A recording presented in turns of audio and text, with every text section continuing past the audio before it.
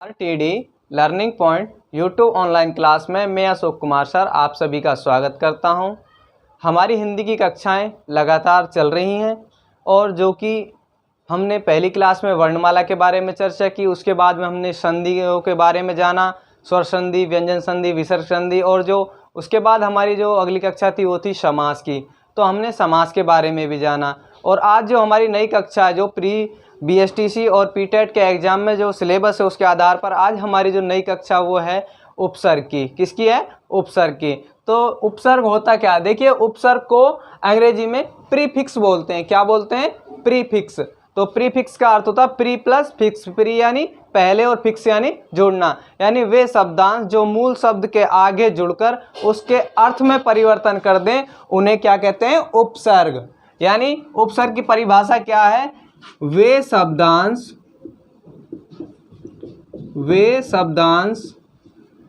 जो मूल शब्द के आगे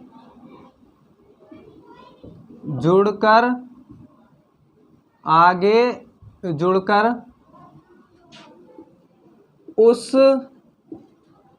उसके मूल शब्द के आगे जुड़कर उसके अर्थ का परिवर्तन कर देते हैं उन्हें उपसर्ग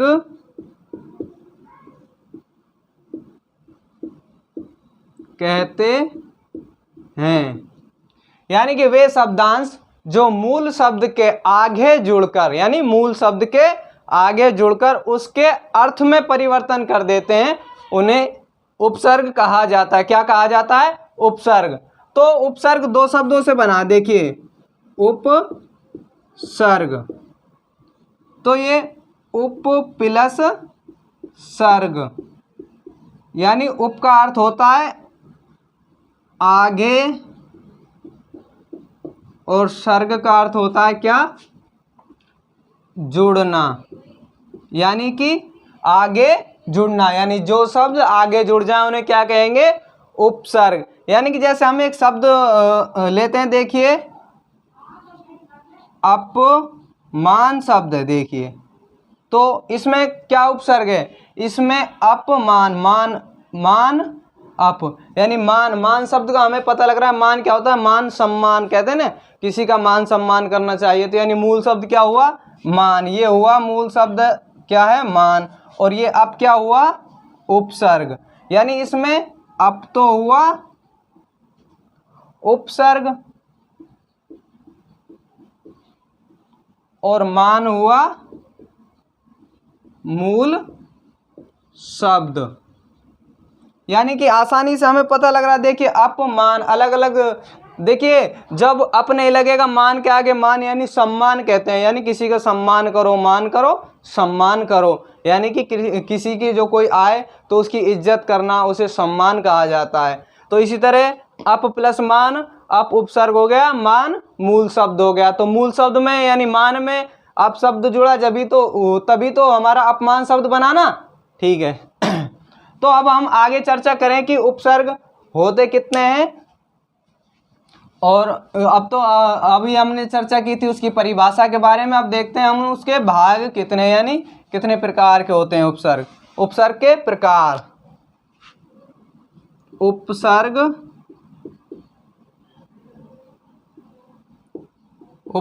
के प्रकार, यानी कि उपसर्ग के प्रकार कितने हैं? देखिए,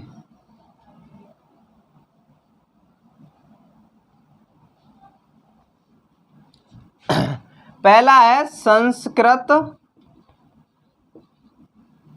उपसर्ग, दूसरा है हिंदी उपसर्ग, और तीसरा है हमारा उर्दू उपसर्ग।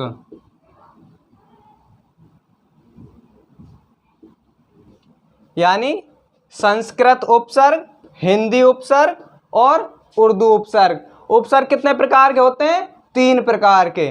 देखिए, संस्कृत उपसर्ग होते हैं जिनमें संस्कृत ऐसे शब्द जिनसे संस्कृत होने का बोध हो, यानी संस्कृत भाषा जिसमें आती है। जैसे कि इसमें लगा दें, जैसे कि हम अति लगाकर बना दें अत्यधिक, ये अति प्लस अधिक अत्यधिक, ये संस्कृत उपसर्ग के हो गए।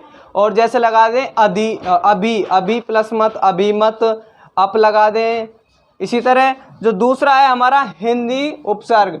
हिंदी उपसर्ग वे हैं जिनमें हिंदी शब्दों का होने का, यानी कि हिंदी के शब्दों का होने का पता लगे। जैसे औ होता है ना अपना औ, वो लगा दें तो जैसे औजार। इसी तरह और भी शब्द बना सकते हैं, जैसे कि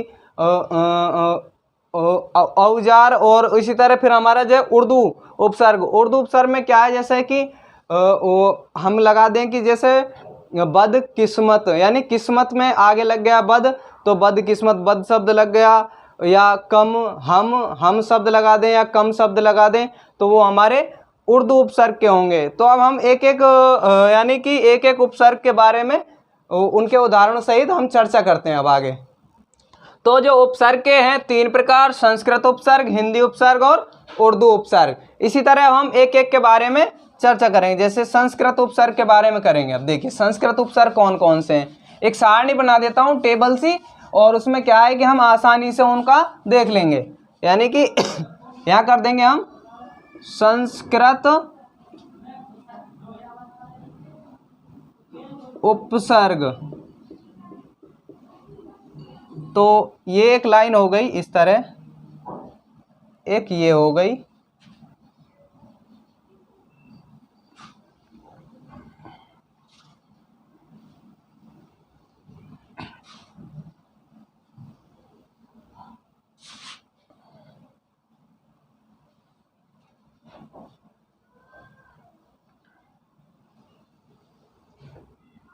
देखिए पहला शब्द लेते हैं हम अति।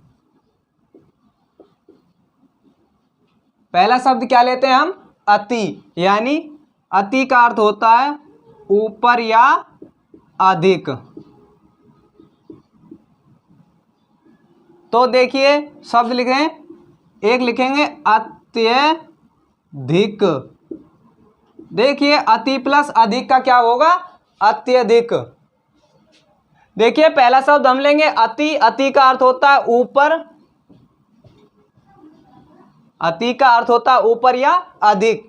तो इससे हम एक शब्द बनाते हैं अति प्लस अधिक अत्यधिक। देखिए अत्यधिक। और दूसरा है अति प्लस आचार अत्याचार, एक ये शब्द हो गया। एक अति प्लस वृष्टि, अतिवृष्टि, यानी बहुत ज्यादा वर्षा हो जाए, कहते हैं ना अतिवृष्टि हो गई, बहुत ज्यादा वर्षा हो गई, भाई अतिवृष्टि है। और कम हो जाती है उसे कहते हैं अनावृष्टि। तो अति यानी अधिक, अधिक बारिश हुई तभी तो अतिवृष्टि शब्द लिखा हमने, है ना।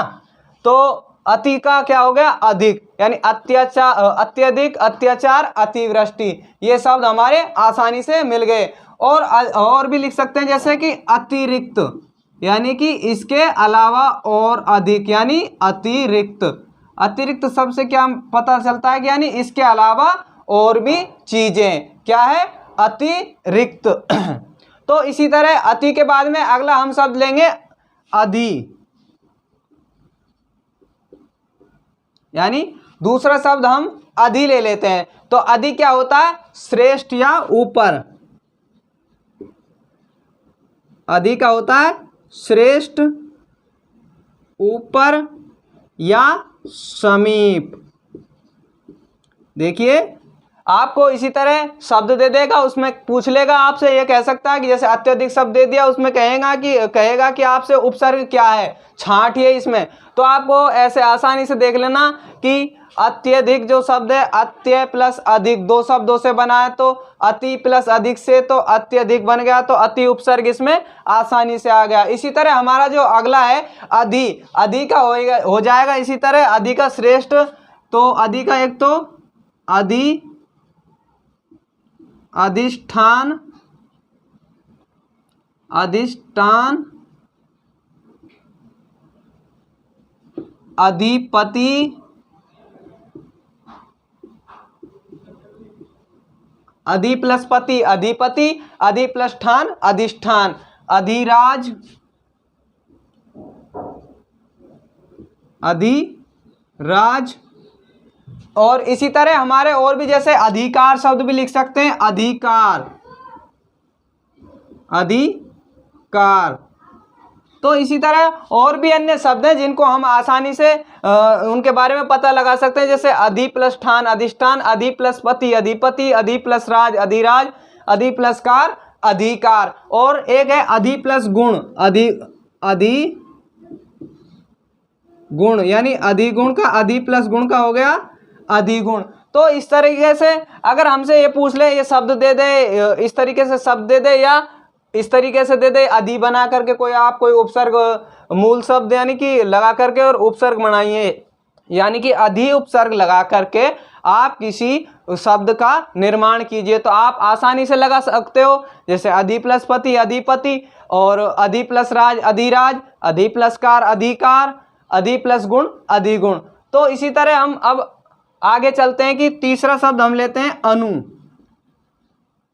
अनु का अर्थ होता है पीछे,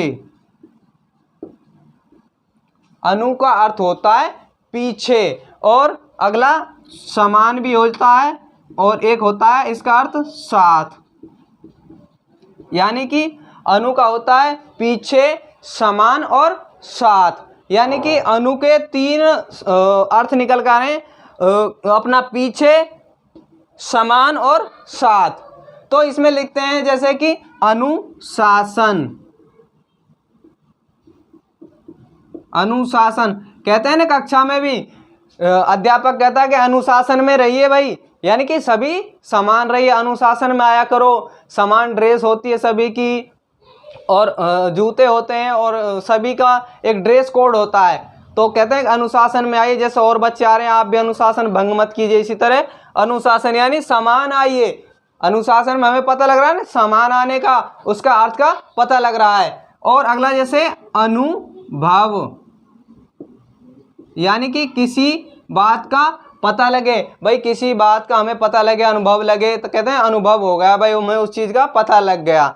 और अनुशासन, अनुभव, और अगला है हमारा अनुमान, अनुमान यानी कि किसी चीज़ के बारे में हमें बराबर से पता लगे, अनुमान, उसे कहते हैं हम अनुमान। इसी तरह अब हम अगला जो हमारा चौथा है वो लेते हैं अव शब्द। अब हमारा है चौथा अव। अव यानी अनु के बाद अब है, तो अब यानी कि जैसे कि अब का अब शब्द से जैसे कि अवगुण यानी कि कमी, अवगुण, अवगुण शब्द बन गया।